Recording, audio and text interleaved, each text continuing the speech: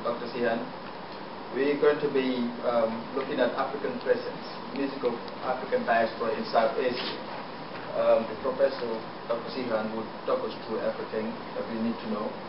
It would be a different standard. It would be a new thing for a lot of people here anyway, including myself. So it's like kind of a lecture and a bit of music here by Dr. Professor Silva. It would be nice if we all kind of look at it as a little classroom where everyone is free. We kind of introduce ourselves first. We don't have a roving mic, unfortunately, but if we just start from the front, that everyone could just stand up or sit or just raise your hand and just do a quick introduction of who you are, perhaps where you're coming, what background or which institution you represent. Just a quick 5 minutes, this thing, and then Doctor will just start the workshop. And there's some these things. There's the program for the schedule. There's a program sheet on each sheet. Everyone will see how we're going to run for the course of the 2 hours. So if we may start perhaps with the gentleman at the front. Yep. My name is Luis Fernandez. My parents come from Goa, and my parents always told me that there were Africans in India, and I didn't believe my parents. And later on in life, I did read about the tribe in India, but I never managed to find out where they are or look more into it. So I thought this would be a very good platform to start from. Thank you. Thank you. My name is Tim Lake. I'm here with curiosity. Great, wonderful. You have the lady here, please.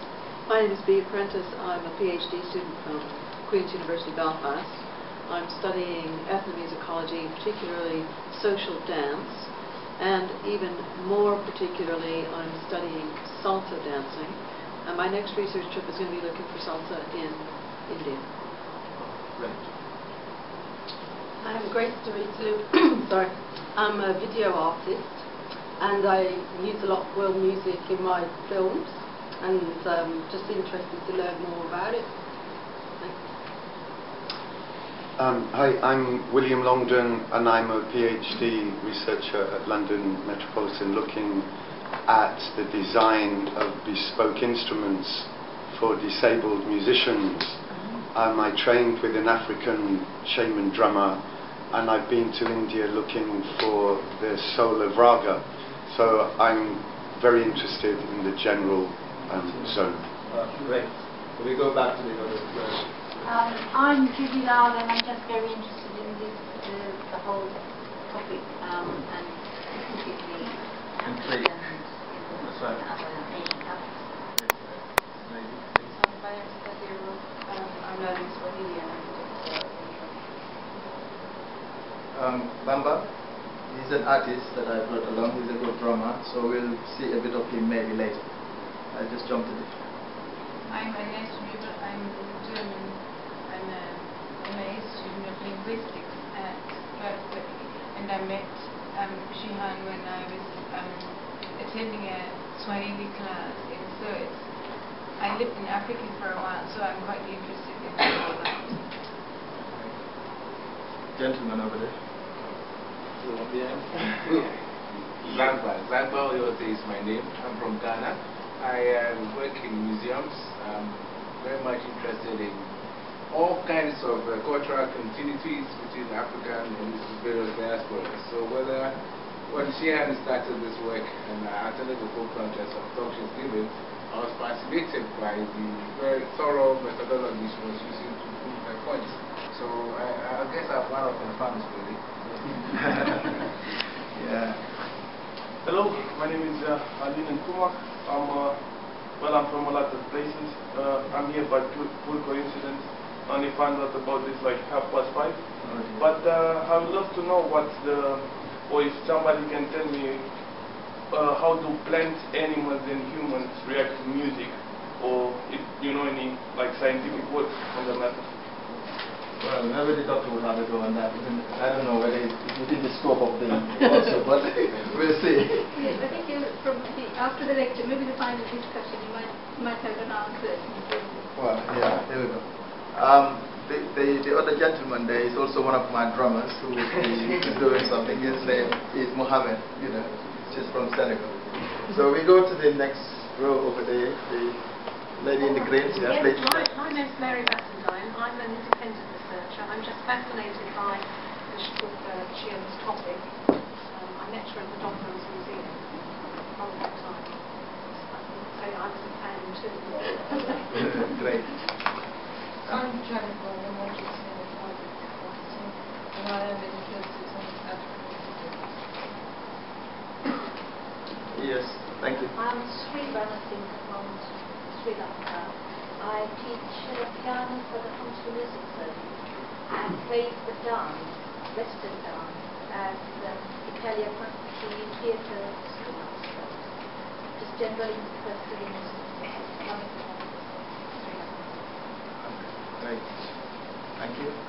My name is Yaram, and I have an interest in this topic, and I'm very interested in how cultures influence our cultures and ways of being education. Okay, thank you. Abdullah? My name is Yaram. I represent Yaram. I'm the technical man, so I deal with all the technical issues that Yaram has. Thank you. Yeah, we over there today. I'm currently studying Swahili Afghan. My name is Sally Baker, and I'm also studying Swahili Afghan. My name's Guy, and I'm also studying Swedish. Yeah, oh no, it's just the row before it, that's right. My name is Sophie, I'm here from Germany. Oh, great. My name is Jackie, I'm also studying Germany. Hey, there's a gentleman over here, please. My name is Don Kim, I'm also studying Kiswahili. Jump in. Yes, jump in. Yeah. Yeah, that's you, please. My name Yeah. is Leila. I'm an independent researcher and writer, personally Ethiopia, Yemen, and Zanzibar, and I'm very interested in the African diaspora. In Yemen, of course, the music, especially in the south, there's a lot of African influence, and also Southeast Indonesia. And the gentleman finally at the back. My name's Peter Dean. I'm an Irish musician, and I'm very interested in. I know somewhat about the African diaspora to the west, but I'm ignorant of the diaspora to the east. So that's very, very interesting. Yeah, so Doctor, University and Doctor, and this is supported by the Arts Council in one of our workshops. So before we finish, we'll also tell you where else Doctor will be and our next other workshop if people are interested in all different kind of themes anyway. So we'll be passing around later. Well, I think Silva would be going around later to just allow people to sign in their names, just to allow us to be communicating with possible people. I think it just shows the paths that they came and from where they came, because they've come, some of them through Goa, through Bombay, through the Middle East, and the culturation on the way. So music, I think, is particularly important for Afro-Asians who are integrating like this small community, into the host countries. But of course, several generations have been born now locally. So in Africa, visual arts, musical arts, and dramatic arts, they all work together in the same domain and are conceptually treated as intertwined. In many African societies, music and oral literature are inseparable. So song text or talking drums and storytelling with songs as a community-oriented event involving a few people even is common practice.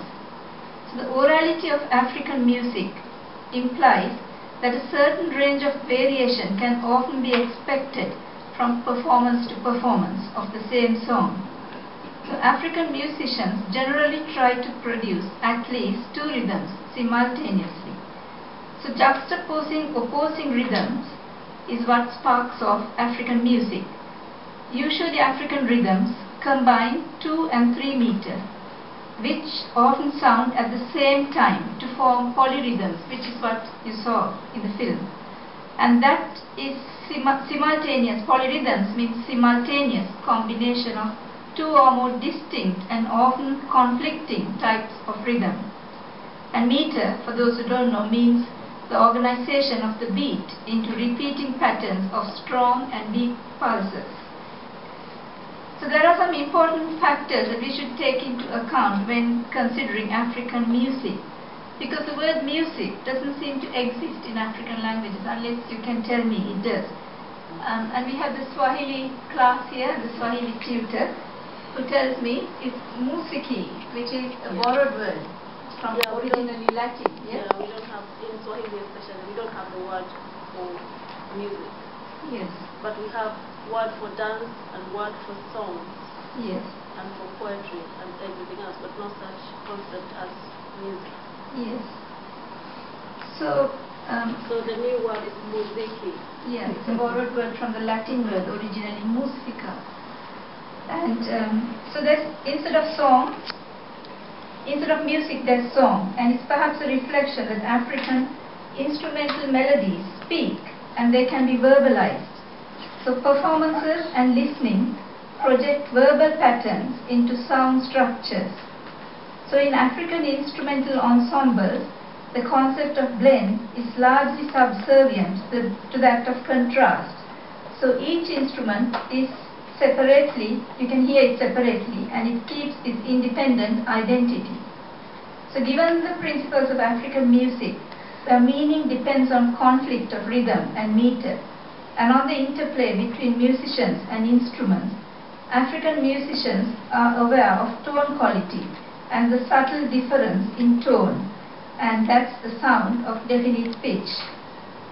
So coming more specifically to Manas, the video you saw, the people live off the main city called Puttalama, which is where Ibn Battuta in the 14th century, the Moroccan traveller, when he came to Sri Lanka, that's where he set foot into the country. And they live inland, about 6 miles inland, in a village, not by themselves only, with other people. They're not isolated from other ethnic groups.